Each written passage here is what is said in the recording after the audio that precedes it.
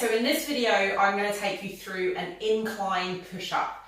This is absolutely the best way of building up to a full push-up, full body weight push-up off the floor. It's great for beginners and it's a really scalable movement, both at home and in the gym. The first step is to find a really high incline. So I'm using the back of my sofa, you can use that too. You can use the kitchen work surface, that's an ideal height. And then gradually you can find lower surfaces in your home to do it. In a gym environment, you might have a Smith machine or a squat rack where you can adjust the height of the bar that you're going to do your push-ups on. And that's really the ideal scenario.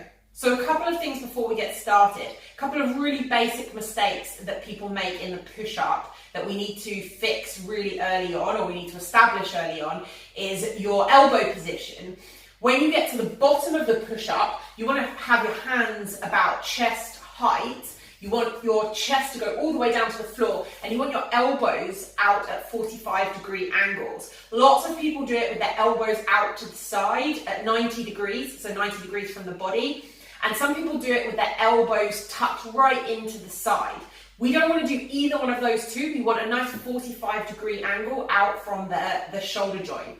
So the way we set up the movement is, the way I like to do it is by, first of all, putting your chest on the surface that you're going to do a push-up from, and getting your hands just wider than chest width apart. So not really tucked in, just wider than that. And that will give you the right elbow position behind you. From there, you're going to make a plank. So you step back and get right up on your tiptoes, and your body's nice and straight. So you've got a straight line between your shoulders, hips, and heels. Okay, you do not want to have your feet flat on the floor. That's going to botch the movement.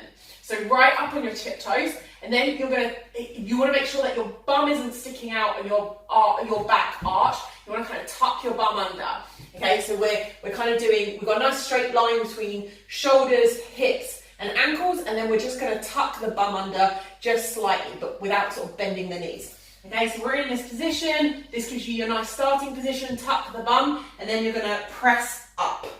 So this is the end position of the movement with your arms fully locked out, your body still in a plank position, and your heels off the floor. So if you're finishing the movement with your heels on the floor, you're not in the right position because you would have started somewhere like this. You want to get your feet right up on tiptoes, body in a straight line, and then you're pressing up. And we go up and down from here.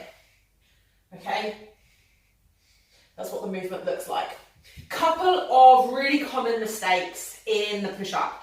First of all, like I mentioned before, having your elbows up too high and then pressing from this kind of position, okay, that looks like this from behind. It's really not good for your shoulder joint. You might feel like you're a lot weaker in this position, but that's because you've never worked on pushing from that position.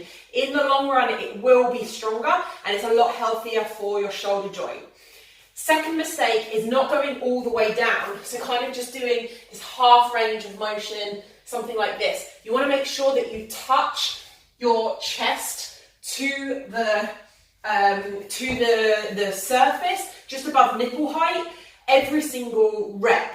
And then this is going to be the case every time we move down and when we go down to the floor. That way you have a objective point of reference of how many you're doing. Otherwise you could do half reps and do twice as many and you don't really know how you're progressing. You also want to make sure that your body stays in a straight line. So what a lot of people do to make the movement easier is they stick their bum up in the air and kind of bend their body in half, and then it takes them out of that position. Okay, so they're not really pushing with their chest anymore. You want to make sure that you're staying in that plank position all the time. Another mistake is to sag down in the middle. Okay, again, body like a plank. You should find a surface where you can do however many reps I have given to you. So if I've said 10 reps or 8 to 12 reps, you want to make sure you're in that rep range. If you can do more than 12 up here, you need to find a lower surface. And if you can't do 8, it might be too high. The way that you progress in this movement is finding a lower surface and then finding lower and lower surfaces. This is really easy to do in the gym. You have to be a little bit more creative at home to do this.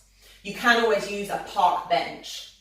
If you really can't do this, if you can't do it on the highest surface in your home or gym, you need to think about building up that upper body strength first before moving on to this movement. So you might do things, various plank variations, like a slow mountain climber, and you might want to start with a floor press. I'll link both of those exercises in the description.